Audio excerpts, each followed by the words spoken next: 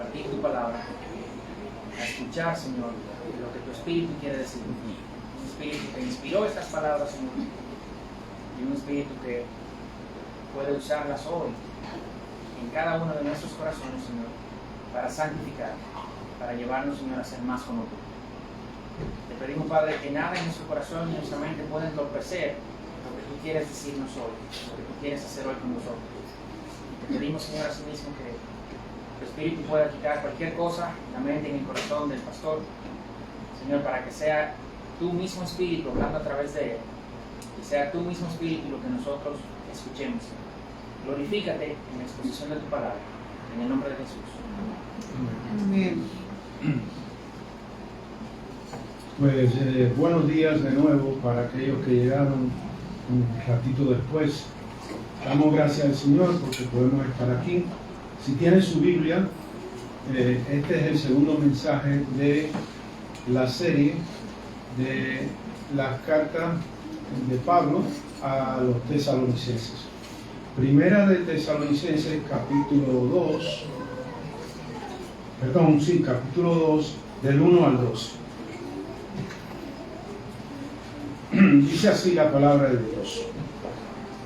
Porque ustedes mismos saben, hermanos, que nuestra visita a ustedes no fue en vano, sino que después de haber sufrido y sido maltratados en Filipos, como saben, tuvimos el valor, confiados en nuestro Dios, de hablarles el Evangelio de Dios en medio de mucha oposición. Quiero que usted en el pasaje note las veces que Pablo repite el Evangelio. Esta es la primera de esas. El Evangelio de Dios en medio de mucha oposición, pues nuestra exhortación no procede de error ni de impureza, ni es con engaño, sino que así como hemos sido aprobados por Dios para que se nos confiara el Evangelio, así hablamos, no como agradando a los hombres, sino a Dios que examina nuestros corazones.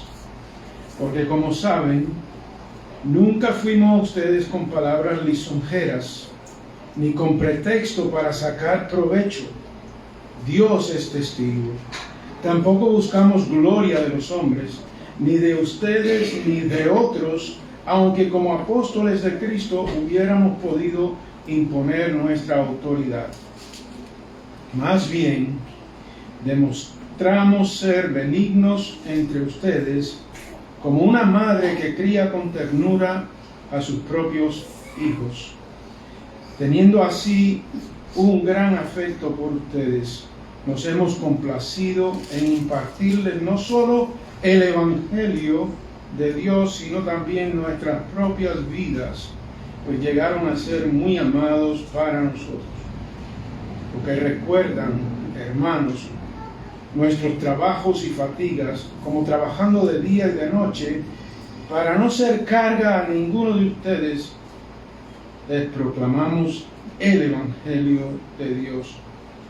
Ustedes son testigos, y también Dios, de cuán santa, justa y irreprensiblemente nos comportamos con ustedes, los creyentes. Saben además de qué manera los exhortamos, alentándolos.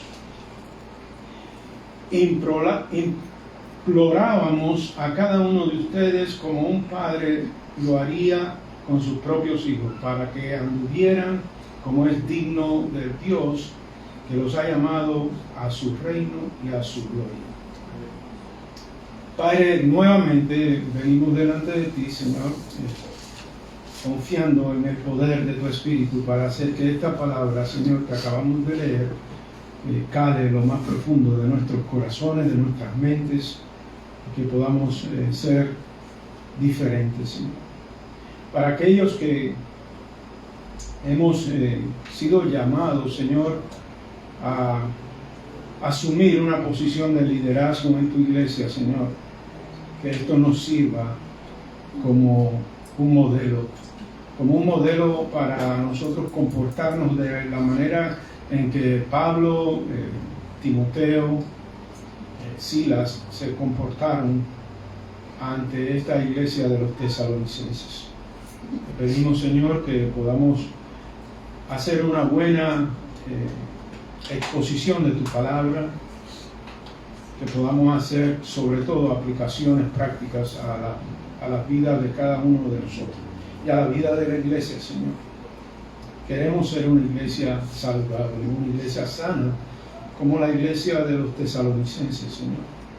Reconociendo, Señor, que sí, que hay mucho campo para mejorar, hay muchas cosas que cambiar, hay mucho, Señor, que podemos hacer, pero queremos hacerlo conforme a tu dirección, conforme a lo que tú dices, porque tú eres la cabeza de la iglesia, Señor, y a ti te damos honra y gloria. En el nombre de Jesús. Amén. Interesante, hermano, cómo el apóstol Pablo cambia el tono de lo que él está escribiendo. Del capítulo 1 al capítulo 2 hay una diferencia. En el capítulo 1 vemos cómo Pablo agradece. Ese primer capítulo está lleno del agradecimiento de Pablo para con los tesalonicenses, la manera en que ellos se estaban conduciendo, la manera en que ellos se estaban comportando, en que estaban viviendo la vida cristiana. Recuerdan que Pablo dijo, ya nosotros no tenemos ni qué decir, ustedes están haciendo las cosas tan bien que ya nosotros no tenemos nada que decir. Pero ahora Pablo cambia el tono, y cambia el tono porque, como siempre, cuando se establece una iglesia, hay dos cosas que son atacadas. Son atacadas el mensaje y es atacado el mensajero. Y talmente parece que el apóstol Pablo estaba siendo atacado. De hecho, tuvieron que salir corriendo de Filipos porque allá se habían dado situaciones que salieron ellos y entonces llegaron a Tesalónica y establecieron la iglesia de Tesalónica. Pero en cada viaje misionero del apóstol Pablo, nosotros podemos darnos cuenta que estaban siendo perseguidos, que estaban siendo rechazados. Muchas de las enseñanzas del apóstol Pablo, aquellos judíos, fariseos, escribas, aquellos líderes de la ley, estaban rechazando el mensaje de Pablo. Aun cuando Pablo se metía en la boca del lobo, como digo yo, en la misma sinagoga. Si nosotros vemos el capítulo 17, dice que Pablo estaba en la sinagoga predicando acerca de Cristo, acerca de la resurrección de Cristo. Y había esa situación, y había todo tipo de crítica acerca del mensajero, no solamente acerca del mensaje, sino del mensajero. El mensajero, algunos decían que estaba predicando por dinero, por gloria propia, diferentes formas de críticas que el apóstol Pablo se exponía a ella, y cualquiera que llevaba el evangelio se estaba exponiendo a ellas. Y aquí Pablo establece una defensa de cómo es él. Y esa defensa de cómo es él y cómo era Silas o Silvano y Timoteo, de cómo eran ellos, nos sirve a nosotros como un modelo para la iglesia, para que nosotros podamos mirar, para que usted me mire a mí a través del lente de estas cosas que Pablo dice y diga, bueno, el pastor pasa la prueba o todavía le falta. Que yo sé que me falta. Yo sé que me falta porque déjeme contarle algo que me pasó antes de entrar en el texto. Nosotros salimos de República Dominicana y yo predicaba en República Dominicana en muchas iglesias con techo de zinc, no había sonido, no había nada. Entonces imagínense, un techo de zinc, cuando llueve, la gente no escucha mucho y hay que meter unos gritos predicando tremendo. Hay que gritar cuando uno predica, porque si no te escucha la gente. Cuando llegamos a México, la cosa cambió. La cosa cambió porque Ya en México las iglesias tenían sonido, no era un techo de zinc, era diferente la cosa. Pero yo estaba pegando los mismos gritos que estaba pegando allá, en aquellas iglesitas pequeñas, iglesias en lugares rurales, y yo estaba pegando los mismos gritos. Y yo le pregunté a Lili, que me gusta preguntarle, ¿qué tal la prédica? ¿Qué te pareció? Ella de verdad es mi mejor crítica, me señala cosas donde yo tengo que mejorar y demás. Y me dijo, oye, estás pegando unos gritos aquí en México, eso no es necesario, eso no hace falta aquí. Y le dije, ok, mi amor, bien, vamos a ver entonces cómo yo mejoro. Vino el próximo domingo y tuve que predicar de nuevo, y al final le dije a Lili, ¿qué tal? ¿Y cómo fue la cosa? Me dice, igual que el domingo pasado, no ha mejorado nada. Entonces, lo que le quiero decir con eso, hermano, poniendo eso en el contexto de este asunto del liderazgo, que nosotros podamos mirar lo que dice Pablo y vernos a nosotros y decir, ok, ¿dónde es que yo estoy? ¿Dónde es que yo debiera estar como líder para ejercer un liderazgo digno del Señor en el contexto de la iglesia que el Señor nos ha puesto? Entonces, que recordemos eso, mis amados hermanos, en la medida que vamos viendo el texto. Como dije, el tono de la carta ya cambia de agradecimiento a, si se quiere, una defensa del ministerio del apóstol Pablo. Pero al hacer esa defensa, el apóstol Pablo deja ver su corazón pastoral, que es en realidad cómo debe ser el liderazgo de la iglesia. La iglesia necesita líderes que tengan un corazón pastoral. No necesitan un gran orador que está divorciado de las ovejas, que no quiere ni juntarse con ellas, que no quiere ni estar cerca de ellas. Como bien dije, el enemigo va a atacar al mensaje y al mensajero. Y un ejemplo de eso lo tenemos en Gálatas. Gálatas, cuando Pablo le dice a los Gálatas, yo no sé qué pasó con ustedes iban bien, pero ustedes ahora están creyendo un evangelio diferente, porque aún Pedro que estaba ahí junto a ellos, estaba tratando de circuncidar a los cristianos, añadiéndoles cargas que ni ellos podían llevar. Entonces, es importante, mis hermanos, mis hermanas, que ustedes, que son llamados mucho a ser líderes dentro del contexto de la iglesia, que veamos esto bien y podamos aplicarlo a nuestra vida. ¿Cómo debe ser un ministro del Evangelio? ¿Cómo debe ser? Y aquí vemos los credenciales o las credenciales del apóstol Pablo. Note que el apóstol Pablo no menciona diplomas, el apóstol Pablo no menciona títulos académicos, ni un grado, ni un posgrado, ni un doctorado, nada de eso.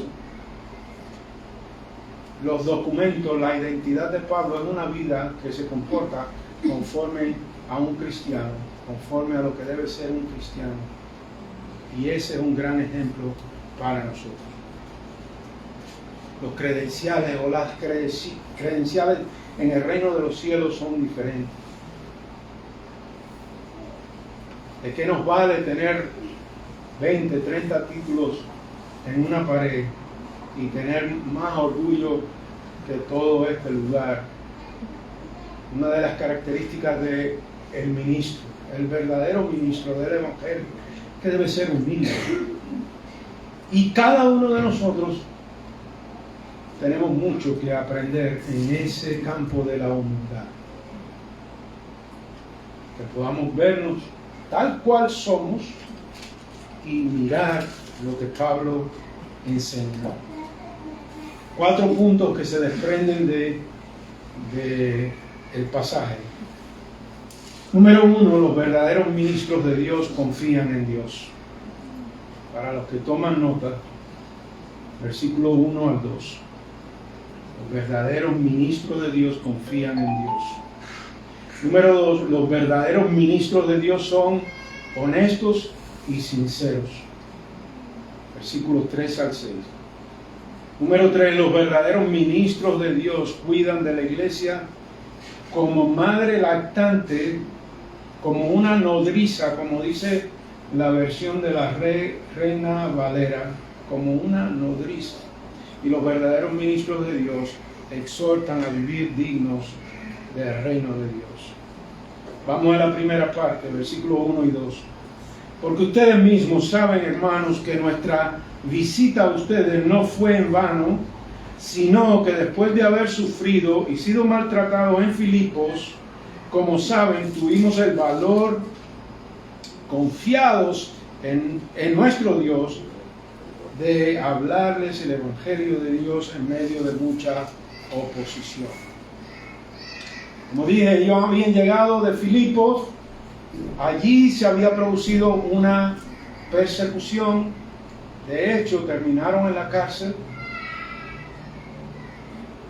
pero como ustedes saben, hubo una liberación milagrosa donde la cárcel se abrió y ellos fueron libertados y el carcelero se quedó ahí como, ¿qué pasó aquí? Y estaba preocupado porque podía perder la vida. Y Cristo le presenta, y Pablo le presenta el Evangelio. Allí habían experimentado sufrimiento. Ustedes mismos saben, hermanos, que nuestra visita a ustedes no fue en vano, sino que después de haber sufrido y sido maltratados. Si hay algo que nosotros tenemos que estar preparados como ministros del Evangelio, como aquellos cristianos que servimos al Señor, que vamos a recibir maltrato, vamos a recibir crítica. La crítica es de esperarse. Si usted cree que servir al Señor va a ser todo color de rosa, bájese de esa nube y aterrice. Las cosas van a ser difíciles. La gente lo va a criticar. La gente le va a poner hasta nombretes raros y van a hablar mal de usted. Pero el apóstol Pablo no está preocupado por que hablen mal de él. El apóstol Pablo lo que está bien cimentado, anclado en lo que él ha sido llamado a hacer. Pero ellos seguían adelante. ¿Cuántas veces como cristianos, no como líderes necesariamente, sino cristianos regulares, cuántas veces queremos tirar la toalla y decir, este cristianismo, esto no vale la pena? Si cuando yo pensaba que iba a estar mejor, mira cómo estoy ahora.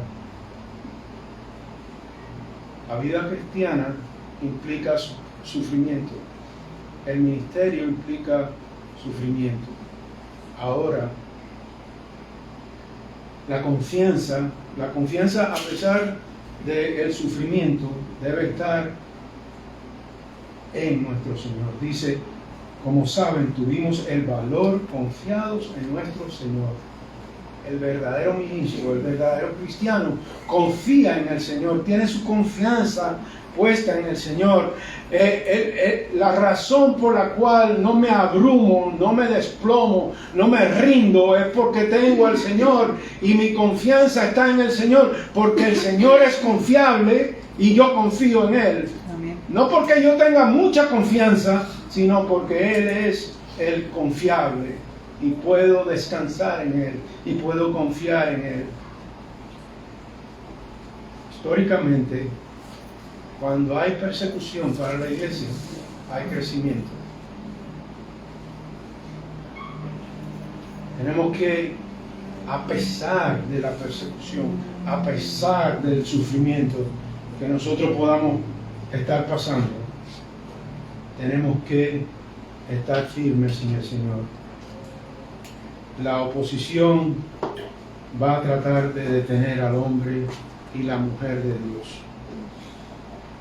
Pero la oposición de que nosotros enfrentamos no determina la proclamación, no debe determinar mi fidelidad en proclamar el Evangelio, sino que después de haber sufrido y sido maltratados en Filipos, como saben, tuvimos el valor, confiamos en nuestro Dios, le hablamos el Evangelio de Dios en medio de mucha oposición. El Evangelio de Cristo, el Evangelio de Dios. La pregunta es, ¿cuándo fue la última vez que compartiste el Evangelio? ¿Te da vergüenza? ¿Te da temor? ¿Te da temor por lo que pueden decir otros acerca de ti? Tenemos un buen ejemplo ahí, el apóstol Pablo y aquellos que estaban con él. Confiaron en Dios, hablaron el Evangelio en medio de mucha oposición. Ustedes saben que hay una lucha, ustedes saben que hay una guerra espiritual. El apóstol Pablo lo dice en Efesios capítulo 6, versículo 13, dice: tomen toda la armadura de Dios para que puedan resistir en el día malo y, habiendo hecho todo, estar firmes. Eso es lo que quiere el Señor de su pueblo, un pueblo que se mantiene firme a pesar de la oposición, a pesar de la persecución, a pesar de lo que pueda venir. Y, amados hermanos, el cristiano es llamado a ser valiente. El cristiano es llamado a pararse firme cuando le critiquen, cuando lo persigan, cuando le maltraten aún. No se deja arrinconar. Párese de nuevo, firme, y siga adelante. Y siga adelante. Firmes y adelante, huestes de la fe, sin temor alguno, que el Señor nos ve. Firme y adelante. Ese es el tipo de líder que era el apóstol Pablo. Ese es el tipo de líder que era Timoteo, que lo acompañaba. Ese es el tipo de líder que era Silvano o Silas, que lo acompañaban. Ese es el tipo de líder que tenemos que fomentar nosotros aquí en la iglesia. Punto número 2. Los verdaderos ministros de Dios son honestos y sinceros. Versículo 3 al 6. Pues nuestra exhortación no procede de error, ni de impureza, ni es con engaño, sino que así como hemos sido aprobados por Dios para que se nos confiara el Evangelio, así hablamos, no como agradando a los hombres, sino a Dios, que examina nuestros corazones, porque como saben, nunca fuimos a ustedes con palabras lisonjeras, ni con pretexto para sacar provecho. Dios es testigo. Tampoco buscamos gloria de los hombres, ni de ustedes, ni de otros, aunque como apóstoles de Cristo hubiéramos podido imponer nuestra autoridad. Ahí en esos versículos se deja ver la honestidad del apóstol Pablo. La honestidad es una cualidad que la iglesia necesita. Tenemos que ser hombres y mujeres que ponemos los asuntos en la mesa. Toda honestidad. Con toda honestidad. ¿Por qué? Porque yo tengo un hermano que no me va a juzgar, que lo que va a tratar de hacer es de ayudarme a crecer en la vida cristiana. Nuestra exhortación, dice Pablo, no provenía de error, ni de impureza, ni con engaños. Mis amados hermanos, ¿cuántas personas hemos sido en algún momento manipuladas por algún engaño? Por engaños doctrinales, por engaños de preferencia del que está aquí predicando la palabra. ¿Cuántas veces hemos sido engañados para obtener beneficios? Ese no es el sentir del apóstol Pablo. Esa no es la integridad que acompaña al apóstol Pablo. ¿Cuántas veces hemos escuchado de predicadores que prometen el cielo, sanidad, las estrellas, y que siembren en el ministerio de ellos, siembren para que sean beneficiados? Siembra, ven y siembra. Pero yo no veo a Pablo pidiendo que siembren en su ministerio. Nosotros lo que tenemos que sembrar en la gloria de Cristo. Tenemos que sembrar en una iglesia que se comporte de nuevo cristianamente. Una iglesia que no tiene miedo. Una iglesia que es valiente. Una iglesia que no está tan comprometida con el mundo, sino comprometida con Dios. Pablo no está interesado en agradar a los hombres. Lo importante es agradar a Dios. Usted quiere ser un cristiano que se comporta cristianamente, filtre todos sus pensamientos, sus acciones, sus emociones, y mire a ver si pasa la prueba, si agrada a Dios. Si no agrada a Dios, hágale un ajuste al asunto,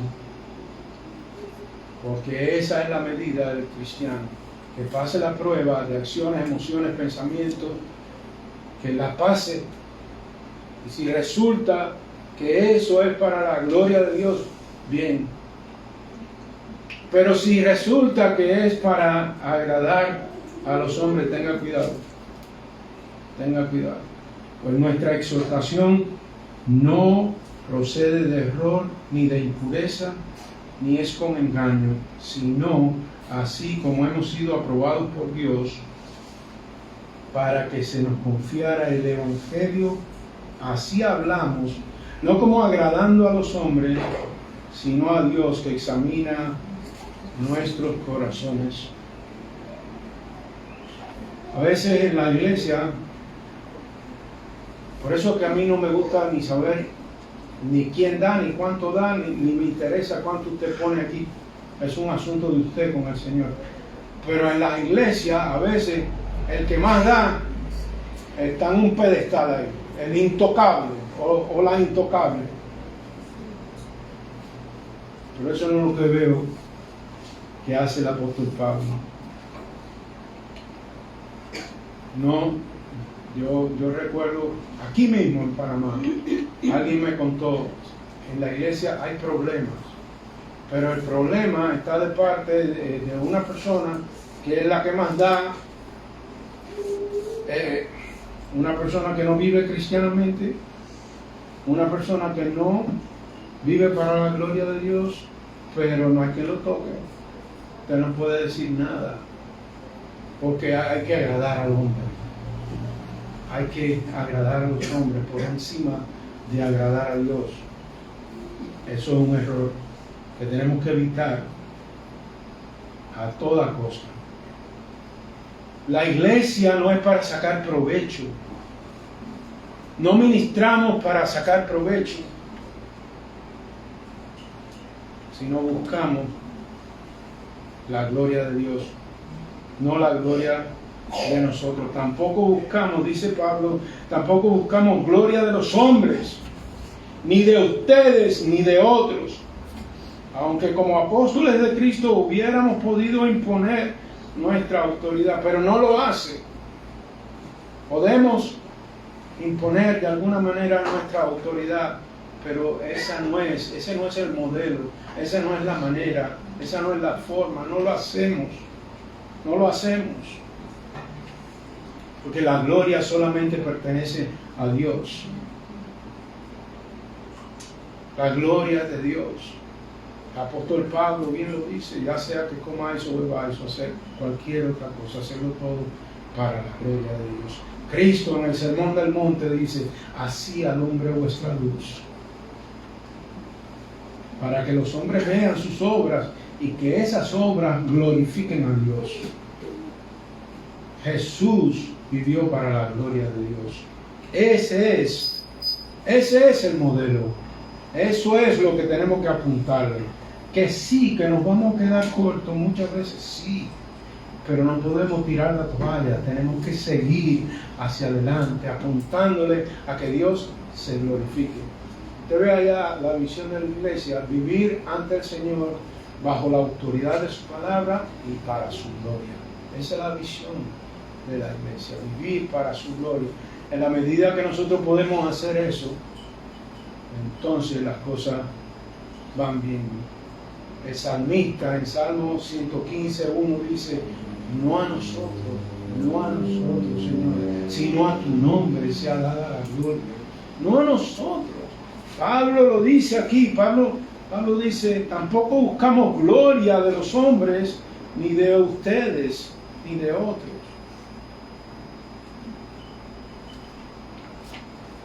El tercer punto: los verdaderos ministros de Dios cuidan de la iglesia como madre lactante. Dice versículo 7 al 9: más bien demostramos ser benignos entre ustedes, como una madre que cría con ternura a sus propios hijos, teniendo así un gran afecto por ustedes. No hemos complacido en impartirles no solo el Evangelio de Dios, sino también nuestras propias vidas, pues llegaron a ser muy amados para nosotros. Porque recuerdan, hermanos, nosotros trabajamos y con nuestros trabajos y fatiga, como trabajando de día y de noche para no ser carga a ninguno de ustedes, les proclamamos el Evangelio de Dios. Como una madre. Interesante que Pablo, el hombre que ha enfrentado tantos peligros, un varón hecho y derecho, ahora se compara aquí con una madre, con la ternura de una madre. De hecho, la Reina Valera dice como una nodriza. La nodriza era aquella que se contrataba para criar a los hijos. Pero Pablo dice: como ella cría a los hijos, con la ternura que ella cría a los hijos, con la ternura como ella amamanta a los hijos, así lo hemos cuidado a nosotros. Le voy a decir una cosa: el trabajo de ser madre, las que son madres aquí, hay que quitarse el sombrero con ustedes, porque ¿sabe qué? Yo le voy a decir una cosa. La madre recibe una criatura que no puede comunicarse con ella, que se babea, se vomita, no la deja dormir, se hace pupú, hay que cambiarla de muchas maneras. Pero nada, no se comunica, no le dice: mamá, qué linda estás, como yo te quiero, nada. Recibe este paquetico ahí y prepárese, Irio, prepárate que ya tú no vas a dormir igual. Y tú, Yuli, ya se acabó la dormidera, mas nunca van a dormir igual. Pero hay una conexión que Pablo quiere dejar clara, una conexión con esta gente. Yo los he amado a ustedes. La experiencia de manera que la madre se sacrifica. Oye, las madres los sábados van al salón, pero yo te voy a decir una cosa: cuando tú tienes un niño y tú te levantas por la mañana, o tienes 2, o tienes 3 bebitos de esos chiquitos, el salón se va rápido, eso no dura mucho. Todo ese peinadito bonito que te hicieron y todo eso, y después que las uñas y todo eso se va. Pero el apóstol Pablo dice: así como yo los he amado. Más bien demostramos ser benignos entre ustedes, como una madre que cría con ternura a sus propios hijos. ¿Ha visto una madre? Nada más hay que ver una madre cuando da a luz y recibe ese bebé que se lo ponen aquí. Las que han sido madres han pasado por eso. El corazón de esa madre se quiere salir del pecho y lo abraza, y abraza a esa criatura con ternura. Así es que deben ser los líderes de la iglesia. Nosotros no podemos ser tiranos ni dictadores, tenemos que ser amorosos. Ahí va un amén. ¿Quién dijo amén por ahí? Amén. Gracias. Teniendo así un gran afecto por ustedes, dice el apóstol Pablo, teniendo afecto por ustedes. Es el modelo de Dios, es el modelo del ministro, es el modelo del pastor. Aunque tú me mires mal aquí, yo no tengo por qué mirarte mal. Aunque tú vengas y llegas aquí y dices, oye, el pastor debió haber hecho esto, aquello, no hizo esto, no hizo aquello, y todo eso está en su mente. Ahí, pero ¿sabes qué? Como ministro del Evangelio tengo que mirarlo con ternura, tengo que mirarlo con amor, tengo que mirarlo con paciencia. Ese es el modelo. Y note lo que vemos ahí. Dice, teniendo así un gran afecto por ustedes, nos hemos complacido en impartirles no solo el Evangelio de Dios, sino que también nuestras propias vidas, pues llegaron a ser muy amados para nosotros. La proclamación tiene que estar acompañada de una demostración de que el Evangelio yo lo estoy viviendo verdaderamente. La vida tiene que estar ahí. Decía un profesor allá en un instituto, decía, si tu vida no es un mensaje, tu mensaje no tiene vida. Si tu vida no es un mensaje, tu mensaje no tiene vida. A veces los padres le caemos arriba a nuestros hijos porque nos contestaron mal. Pero pasaron un par de horas y los hijos ven en nosotros contestándole mal a una persona. Y sabe que los hijos, especialmente los adolescentes, odian la hipocresía. Odian. Si usted le dice a un hijo no haga tal y más cual cosa y lo ve a la hora o al otro día haciendo aquello que usted le prohibió, no es un buen mensaje. Tenemos que ser diferentes. Tenemos que demostrar el Evangelio con nuestra vida. Dice, sino también nuestras propias vidas, pues llegaron a ser muy amados para nosotros. Pablo estaba dispuesto a exponerse al peligro de perder la vida por ellos. Es así. Es así, de esa manera, mis amados hermanos.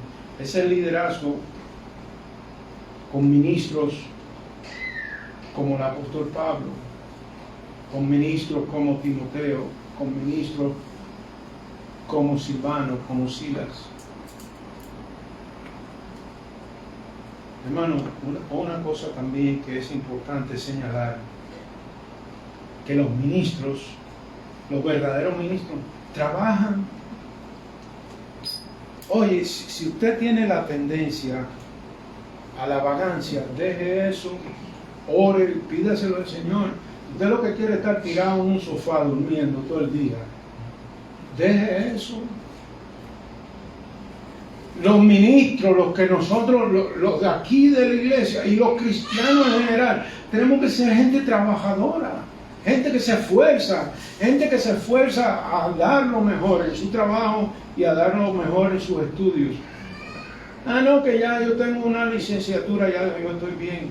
Pues sí, está bien, pero sigue para adelante.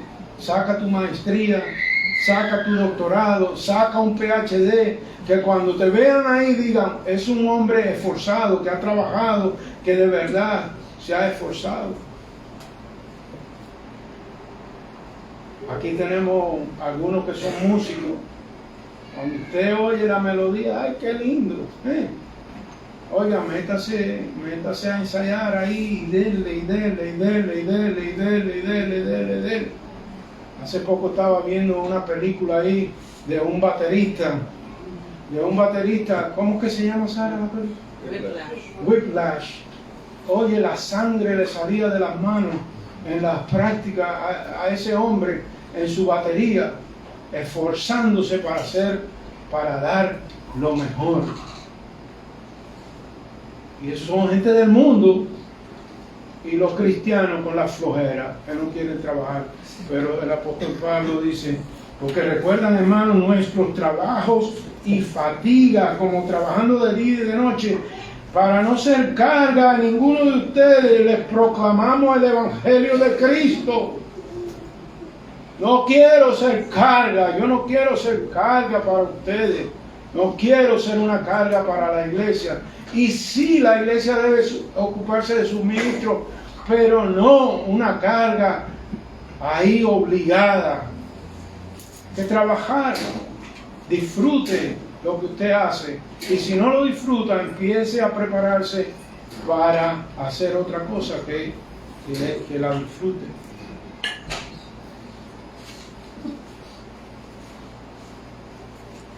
Los verdaderos ministros, número 4, de Dios, exhortan a vivir dignos del Evangelio. Ustedes son testigos, versículo 10. Y también Dios, de cuán santa, justa y irreprensiblemente nos comportamos con ustedes los creyentes. ¿Saben además de qué manera los exhortamos, alentábamos e implorábamos a cada uno de ustedes como un padre lo haría con sus propios hijos? Por allá, como una nodriza, con la ternura de la nodriza. Por aquí, como un padre. ¿Y cómo debe ser un padre? ¿Cómo debe ser un padre que cuida? Efesios 6:4 dice, y ustedes, padres, no provoquen a ira a sus hijos, sino criarlos en la disciplina e instrucción del Señor. Los padres no podemos ser tiranos que provocamos a ira a nuestros hijos. ¿Cómo provocamos a ira a nuestros hijos? Cuando usted le dice a su hijo, oye, que se escucha mucho que tú no vas a llegar a hacer nada en la vida. Imagina ¿qué es eso? Tú no vas a llegar a hacer nada. Mira la manera en que tú te vistes, mira esto, mira lo otro. En vez de ver lo que tiene el muchacho, la muchacha, miren, hay familias que le dicen, el padre doctor, fulanita va a ser doctora, ella va a ser doctora, porque el padre es doctor y ella tiene que ser doctor. Pero a ella no le gusta la medicina, no le gusta nada. Ella lo que quiere a lo mejor ser actriz. Y nunca se atreve a estudiar eso, porque el padre dice que tiene que ser doctora.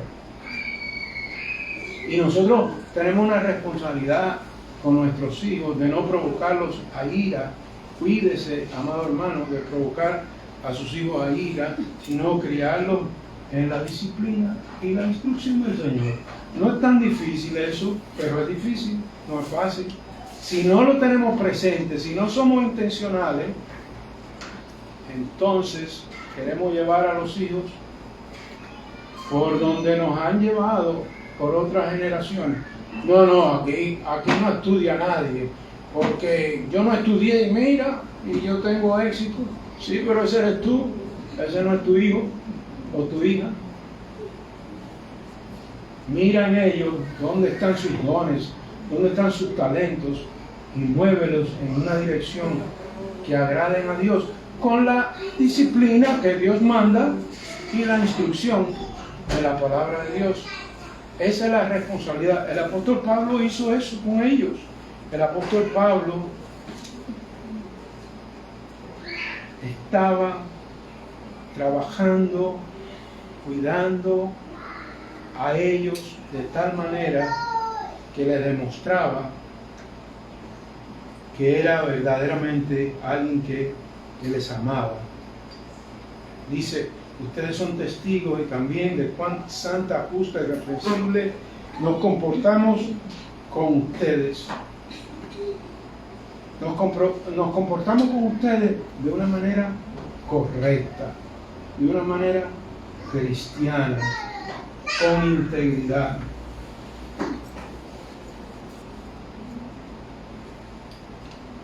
Versículo 11. Saben además de qué manera los exhortamos, alentamos, imploramos a cada uno de ustedes, como un padre lo haría con sus propios hijos, para que anduvieran como es digno de Dios, que los ha llamado a su gloria eterna. Pablo desanima a mirar más allá de lo que ellos están viendo. El propósito de todo lo que Pablo está diciendo es para que ellos anduvieran como es digno de Dios, que los ha llamado a su reino y a su gloria. Anduvieran un paso a la vez, un paso a la vez, un paso a la vez. La palabra es peripateo en griego, un paso a la vez, un paso a la vez. Que ustedes caminen un paso a la vez, como es digno de Dios. Eso es lo que nosotros tenemos que hacer como iglesia. Si queremos ser una iglesia saludable, que nosotros podamos caminar como es digno de Dios, que los llamó a su reino y a su gloria. Eso es precioso. Que Dios diga, Carlos, ¿sabes qué? Tú vienes para acá conmigo para la gloria. A pesar de que gritaste y no escuchaste el consejo de tu esposa, a pesar de lo que tú haces mal, te llamó a su gloria.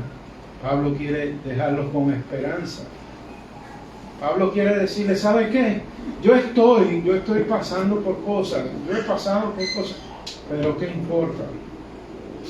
Para que anduvieran, todo lo que les he dicho, para que anduvieran como es digno de Dios, que los ha llamado a su reino y a su gloria.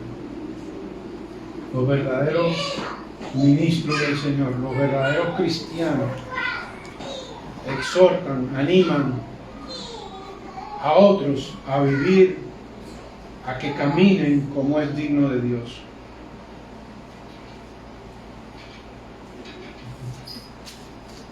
Ahí está. Ahí está.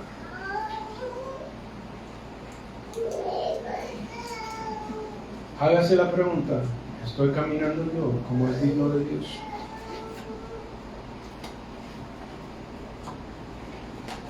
Seguramente te quedas corto igual que yo, pero hay que seguir adelante. Que podamos exhortarnos, que podamos dejar un registro de nuestra vida, un legado en la vida de otras personas que digan, ¿saben que a pesar de sus defectos, le apuntaba a vivir para la gloria de Dios? Yo lo pude ver en él o en ella. Porque todo lo demás se queda corto. Todo lo demás no cumple con la expectativa. Que nosotros podamos ser personas que vivamos como es digno del Dios que nos llamó a su reino y a su gloria. Que podamos vivir de esa manera y podamos vivir humildemente delante del Señor, como dijo el salmista, Salmo 115:1. No a nosotros, Señor, no a nosotros, sino a tu nombre da gloria. por tu misericordia, por tu fidelidad, no a nosotros, no a nosotros. Dame más de ti y menos de mí, que podamos nosotros morir al yo que nos traiciona para vivir como es digno y caminar como es digno de Dios. El yo es traicionero. Usted le da rienda suelta al yo, no hay fin en las exigencias del yo. Y el yo no es tan paciente como Dios. El yo no es tan misericordioso como Dios. El yo no es tan perdonador como Dios. Que las misericordias de Dios son nuevas cada día, como dice el Salmo 136. Nuevas cada día. Tu misericordia. Yo necesito eso. Tú necesitas eso. Si queremos ser cristianos verdaderos, que caminamos cristianamente como es digno de Dios, bajemos la guardia y pongámonos chiquiticos delante de Dios y dependamos de Él para que Él nos guíe por donde Él quiere llevarnos. Que la resistencia del yo se haga cada vez más pequeña, que yo mengue y que Él crezca en la vida. Vamos a orar, mi Señor. Padre, te damos gracias, Señor. Gracias por tu palabra. Gracias por los principios que ahí encontramos. Principios que se pueden quedar aquí, en palabras. Pero principios, Señor, que si nos disponemos a aplicarlos a nuestra vida, Señor, van a dar fruto. Porque el grano de trigo, cuando cae en tierra y muere, lleva fruto. Si no muere, no lleva fruto. Que nosotros podamos rendir a nuestro yo para vivir conforme a como es digno de Dios. Que la exhortación del apóstol Pablo nos haga, resuene en nuestra mente y nos haga movernos a la acción, porque fuimos llamados al reino de la gloria de Cristo. Gracias, Señor. Sé con cada uno de mis hermanos, cada hogar representado, Señor. Sé con cada persona que nos visita el día de hoy.